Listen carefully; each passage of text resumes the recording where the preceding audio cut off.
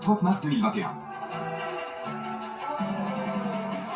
Dans une vidéo, Marie s'infiltre, une youtubeuse spécialisée dans les caméras cachées, va lever le voile sur l'un des secrets les mieux gardés chez les influenceurs de télé-réalité, leurs revenus. Il y a combien de fric par an? C'est pas possible. Moi, j'ai 300 millions par mois. J'ai failli avoir la bagarre. J'ai fait 10 ans d'études et là, tu racontes ça comme ça? C'est assez dingue de regarder les chiffres, en fait, que peuvent gagner les influenceurs encore aujourd'hui. C'est-à-dire que pour certains, enfin, ça peut être une fourchette entre 100 et 300 000 euros par mois. Par mois, c'est-à-dire que c'est même pas ce que je gagne en un an. Jazz, Nabila, Julien Bert, Benjamin Sama ou encore Jessica Thivenin. Des jeunes de moins de 30 ans partis de rien et aujourd'hui millionnaires grâce au placement produit. Ces influenceurs issus de la télé-réalité font fantasmer les adolescents français avec une vie de rêve qu'ils affichent sur les réseaux sociaux. Parce que donc je me faisais passer pour une influenceuse et donc à ce moment-là, elle me disait que les influenceurs investissaient beaucoup dans l'immobilier, ils avaient leur propre baraque, mais ils avaient plein d'appartements. Combien de carats? Je sais même pas. Elle a pris le prix de quoi? J'ai mis bon.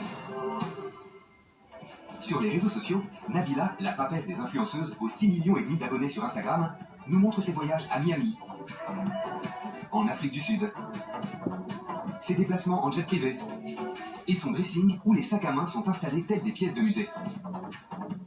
Ilan Castronovo nous offre régulièrement à voir sa magnifique Ferrari, ses journées sur des yachts splendides.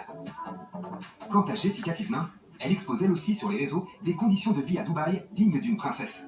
Du contenu qui fait rêver ses followers. Maison de rêve, marque de luxe, les nouvelles coqueluches des jeunes ne se refusent rien. Des vies de stars, millionnaires. Comment ces jeunes partis de rien font-ils pour générer de tels revenus? Les chiffres les plus fous sont évoqués pour les revenus des influenceurs de télé-réalité. Dès lors, une question se pose. Par quel tour de magie peuvent-ils générer de tels revenus? La pub entre leurs stories, c'est-à-dire que les marques ont vu qu'ils généraient une audience sur le réseau social, et donc du coup il y a une communication, une visibilité. Les marques pour être présentes, c'est beaucoup plus facile et beaucoup moins onéreux de prendre un influenceur qui a 1 million de followers et faire une pub, marteler de la pub sur sa page Instagram, plutôt que de passer à la télé.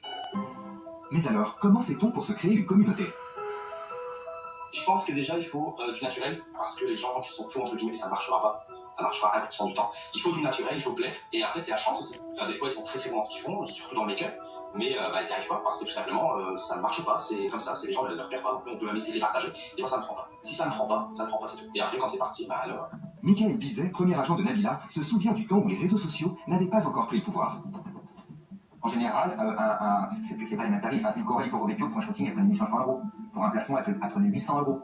Ouais, c'est plus du tout les mêmes montants. Hein. Sachant qu'on en faisait des placements de produits, on en faisait 1 à 2 par jour. C'était pas non plus extraordinaire. Hein. Donc ça avoisinait les 30 000 € par mois. 30 000 € par mois. Et je veux dire que ça bossait. Hein. On avait aussi les bookings en discothèque. Alors les bookings en discothèque, pour une télé-réalité lambda, par exemple à Millimetel ou à Next Unis, c'était 1 000 € par booking. Selon Maxime Guilly, créateur d'une agence d'influenceurs, les candidats de télé-réalité ne seraient pas les plus rémunérés.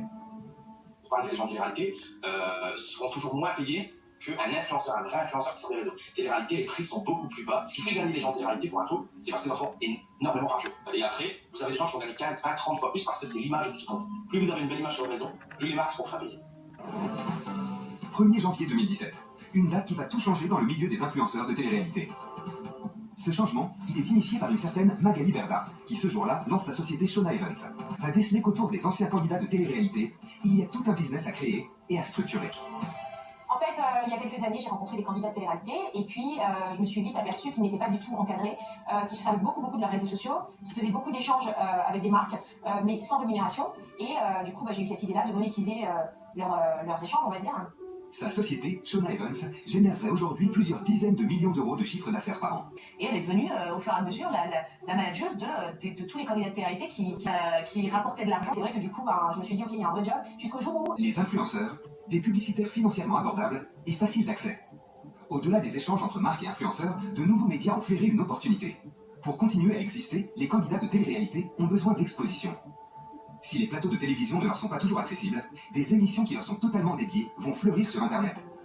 Je voulais revenir sur Jazz et Laura, parce qu'apparemment vous auriez été en froid avec le couple qui habite à Dubaï. Vous auriez problème avec tout le monde, pourquoi? Parce que sans problème, il n'existe pas. Qu'ils arrêtent de faire des problèmes et on va voir s'ils ont des vues. Ils ont plus de vues, plus de pub, tu lis plus. Allez, vous faites, tout le monde descend. Ça a été des questions de la communauté. Ils auront la réponse.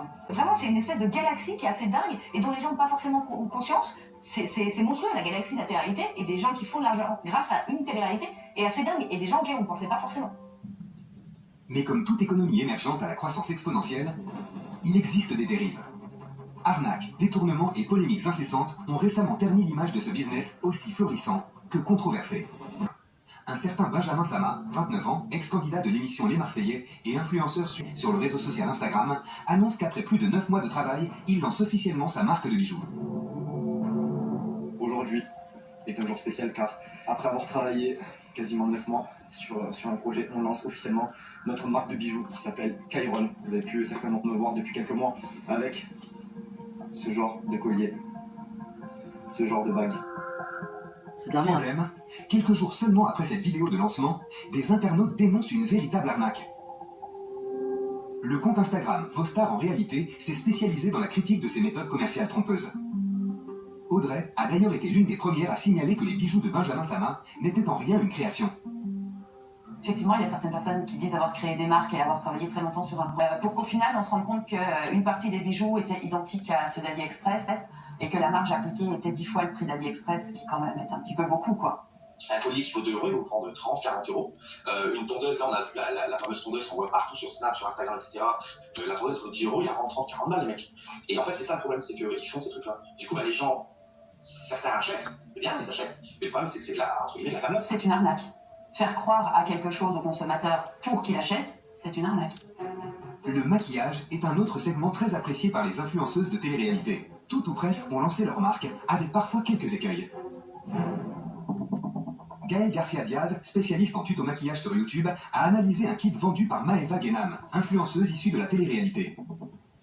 Quand je regarde la liste des composants, aucun des ingrédients a pour fonction l'hydratation. Je ne retrouve pas de l'acide hyaluronique, aucun autre agent hydratant. Donc vraiment, sans déconner, il n'y a rien qui va hydrater tes lèvres. C'est qu'une sensation d'hydratation. Quand j'ai un produit que je vais aller clémer, hydratant, lissant, etc., on doit, si tu veux pouvoir le mentionner sur ta page produit, il faut faire les tests. Alors, c'est des tests rigoureux, on rigole vraiment pas avec ça. Il y a vraiment toutes des phases à atteindre. Et donc, je ne vois nulle part mentionné sur la page qu'il y a eu un test de cléme, un test d'hydratation. Donc c'est un petit peu mensonger. Donc la fameuse phrase, sa formule est composée en majeure partie d'un polymère aux propriétés hydratantes. Bah, on ne sait pas de quel polymère. N'hésitez pas, My Vegan Beauty, à me dire de quel polymère on parle. Et le problème, c'est que, surtout en plus en France, il y a une législation pour ça, pour ces produits-là. Ils ne sont pas respectés du tout, ils ne vérifient rien. Nous, on travaille avec des marques, c'est bête, mais on peut travailler avec des produits alimentaires, etc. On vérifie, en fait, les produits. On vérifie s'ils ont passé les tests, etc. Eux ne vérifient strictement rien, c'est-à-dire que les produits, on ne sait pas d'où ils viennent, clairement. C'est en fait généralement des produits qui viennent de Chine. Le risque, c'est que par exemple, les normes européennes ne sont pas les mêmes qu'en Chine, par exemple. Donc tu peux vendre un produit qui est parfaitement aux normes en Chine, mais qui n'est pas en Europe. Donc tu peux créer des étouffements pour des gamins, qui sont parfois qui peuvent être dangereux pour la peau si tu mets des conneries sur ta peau ou des rouges à lèvres ou tu sais pas ce qu'il y a dedans. Voilà, ça peut, ouais, c'est ça le danger, c'est le danger. Vraiment, pour le coup, c'est que ça soit dangereux. C'est que ça puisse être dangereux pour ta santé, que tu aies des trucs qui respectent pas les normes. Après, le deuxième danger, c'est de te faire arnaquer. Au-delà de pratiques commerciales douteuses et de produits qui ne répondent pas aux normes européennes, un grand nombre de sites internet promus par les influenceurs de télé-réalité ne rempliraient pas les conditions sine qua non d'un site web à but commercial. J'ai pu remarquer dans ces sites conseillés par ces influenceurs qu'il pouvait y avoir des mentions légales qui n'étaient pas présentes. Donc du coup, un risque pour le consommateur potentiel. Le problème, c'est qu'ils ne méritent pas la communauté parce qu'en fait, ils leur vendent, excusez-moi du terme, mais des articles, enfin, c'est de la merde, quoi. Pour être très honnête, c'est pas normal. Il y a un moment où il faut se calmer, quoi. Quand on soit jeune, qu'on fasse une fois, deux fois, tout le monde est humain, tout le monde fait des erreurs, d'accord? Mais quand on se rend compte des bêtises qu'on vend, enfin, il y a un moment où il faut se calmer, quoi. Eux, ils s'en foutent complètement, vous leur rendez enfin, vous leur dites de vendre n'importe quoi, ils le font. Le phénomène a pris une telle ampleur en France que le ministre de l'économie et des finances en personne a pris la parole. Dans cette vidéo, il tente de responsabiliser les influenceurs coupables d'arnaquer les consommateurs. Nous estimons que les influenceurs ont évidemment une responsabilité particulière parce que c'est eux qui vont recommander un produit, c'est eux qui vont orienter l'acte d'achat et la consommation vers tel ou tel produit. Et je voudrais vraiment faire appel à tous les influenceurs qui ont un impact considérable sur la décision d'achat des jeunes. Prenez vos responsabilités, faites attention à ce que vous recommandez, faites attention à vos promos flash, il faut que tout ça corresponde à la réalité du produit. Mais certains influenceurs sont suspectés d'être allés au-delà de la petite arnaque sur Internet. 9 mai 2021.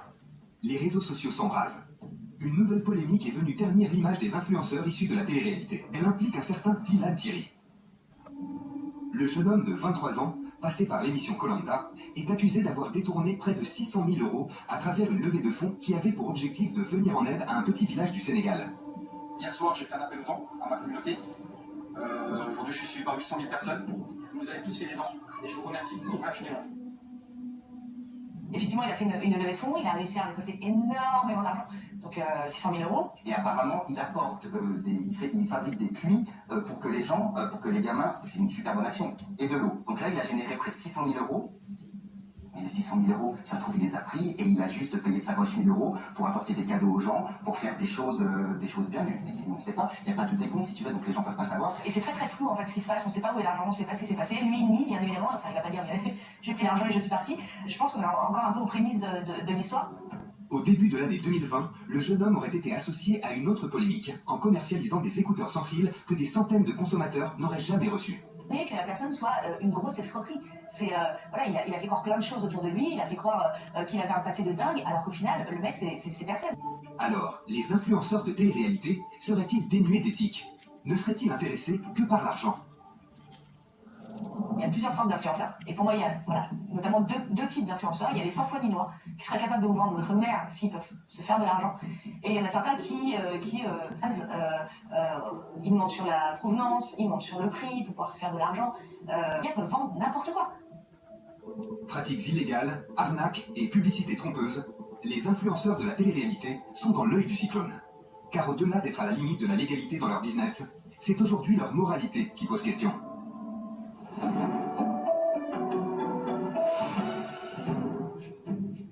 Le 30 mars 2021, la célèbre youtubeuse Marie Saint-Filtre a dévoilé une vidéo tournée à Dubaï, la capitale des Émirats Arabes Unis.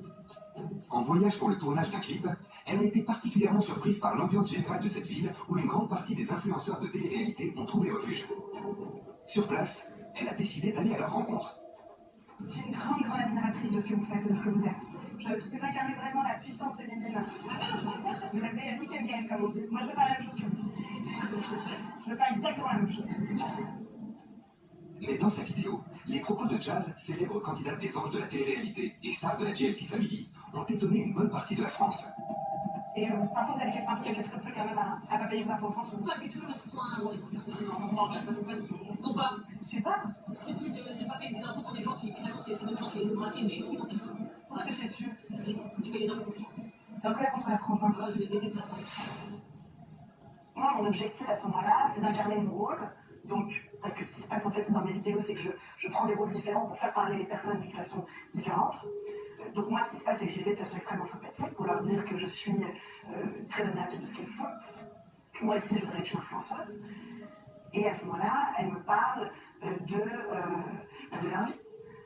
Moi l'intérêt, l'enjeu que je proposais avec ce regard sur les influenceurs, c'était pourquoi ils sont partis à Dubaï et pourquoi ils sont ce qu'ils sont aujourd'hui.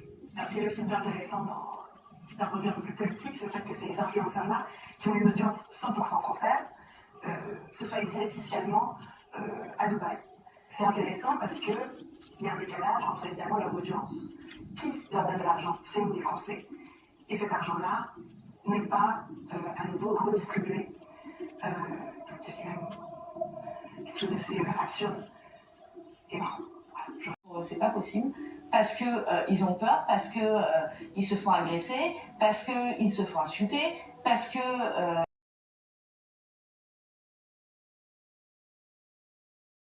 le constat est qu'effectivement ils gagnent de l'argent en France et qu'ils vivent à Dubaï, donc c'est un petit peu compliqué. Un autre pan de leur business a récemment été révélé au grand jour.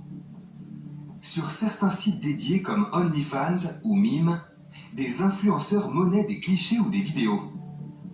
Du contenu probablement interdit aux moins de 18 ans. Cette source de revenus inattendus a été dévoilée par l'influenceur Ilan Castronovo. Sans pudeur, il affirme gagner près de 40 000 € par mois grâce à la vente de ses contenus de charme.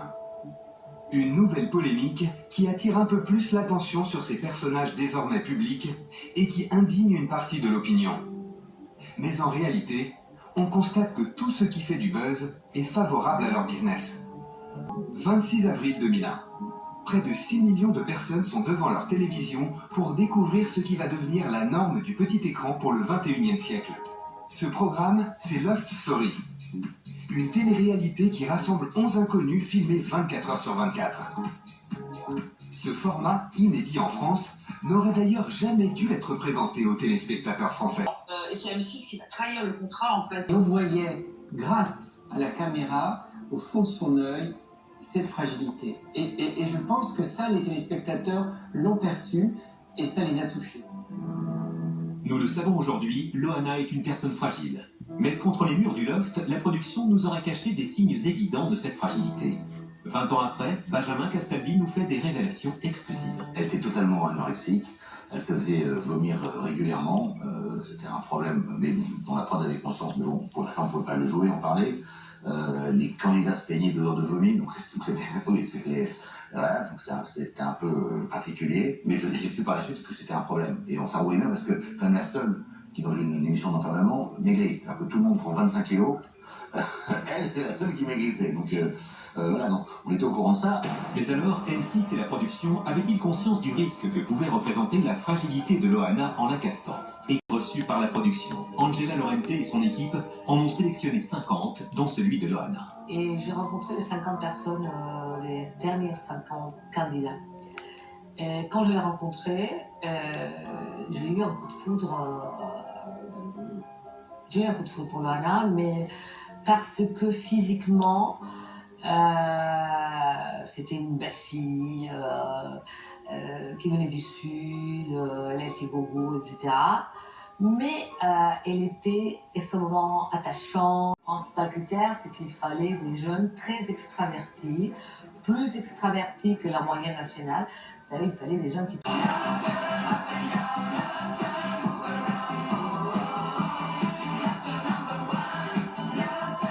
À leur sortie, les lofters sont des stars nationales. Loana, Jean-Édouard ou Stevie sont les coqueluches des médias. Loana, par exemple, elle a sorti un single, elle a fait énormément de couvertures de magazines pour trouver le petit truc en plus qu'il pouvait apporter. Dans ce bouleversement médiatique qui a vu l'avènement de la télévision marketing, naît petit à petit l'idée que la télé-réalité est la porte d'entrée pour la célébrité. 10 ans après l'arrivée de la télé-réalité sur nos antennes, l'avènement des réseaux sociaux va complètement changer la donne et permettre à ces starlettes d'exister hors des formats télévisuels. 10 janvier 2011, la chaîne Énergie 12 lance une toute nouvelle émission, Les Anges de la télé-réalité. Le concept, rassembler d'anciens candidats déjà connus du grand public et leur offrir la possibilité de réaliser leurs rêves professionnels. Sur Les Anges, les candidats sont parfaitement rompus au code de la télévision. Ils savent que pour se démarquer, il leur faut exister plus que les autres. Allô? Non mais allô quoi. Mais leur vie quotidienne est aussi bien souvent suggérée par la production. Ce serait très très naïf que de penser que la télé-réalité n'est pas scénarisée. Bien évidemment que c'est scénarisé, mais ça l'est depuis le début.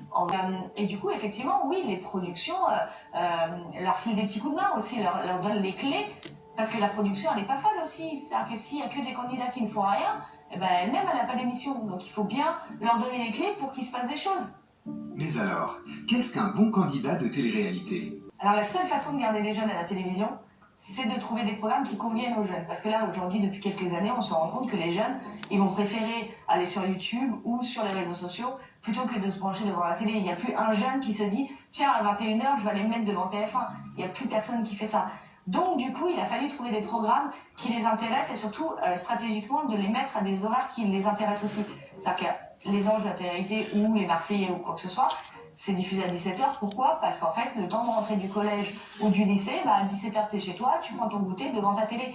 Et en fait, il y a une nouvelle façon d'imaginer la télé juste pour les jeunes.